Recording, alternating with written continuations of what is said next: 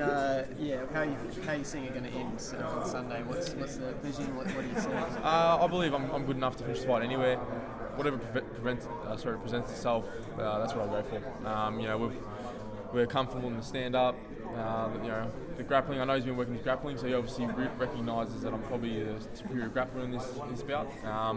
And even on the feet, it just depends on. It's going to be a hard fight. It's going to be a bit of a battle, but at the same time, it's going to be whoever can be a bit smarter at the same time. I believe that's me. Fantastic, man. Hey, you've been fighting in the UFC for a long time for such a young man.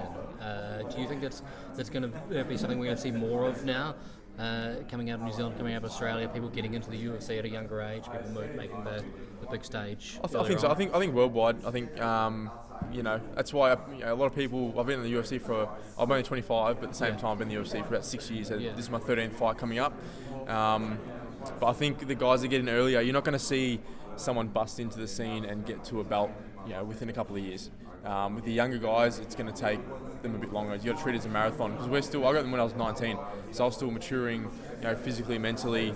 You can see it going from lightweight, could make lightweight easily, the body develops, and I couldn't make it anymore, so I had to go up. So it's going to take those younger guys a little bit longer, but I think you see the caliber of fighting and the skill level increase, I think. Fighting in the welterweight division now, how are you finding that? Do you feel more comfortable in the welterweight division now? Absolutely, yeah. I used to fight welterweight back when I was 17, 18. I was probably about 3 kilos underweight, so I used to drink water and weigh in with my phone in my pocket.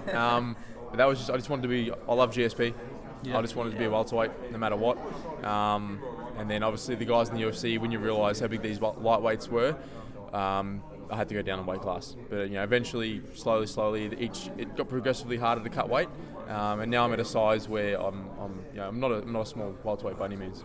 Are you good? Are you glad to be in that welterweight division now when you see how tough that lightweight division's starting to become? I still believe the welterweight division has always been and is still the toughest division. We've still got the speed, of the lightweights, but we've got the power of the middleweights. So it's a mix. I think it's a good mix of everything. It's that sort of middle division where we've got all the attributes going for us. That 155 division's getting pretty stacked, though. It is. And I had trouble there. It doesn't always help being the bigger fighter. I learned from Rob Whittaker that maybe being a little bit lighter, but being 100% is the way to do it. And I've just felt so much better in all my other fights. Do you train a lot with Rob? No, I've only ever trained with him once. Back when I was a lightweight, so I didn't go too often. I was a big boy. But it'd be good to get out and start cross training. But we used to do that a little bit because it was just myself and Dan beating each other up every day.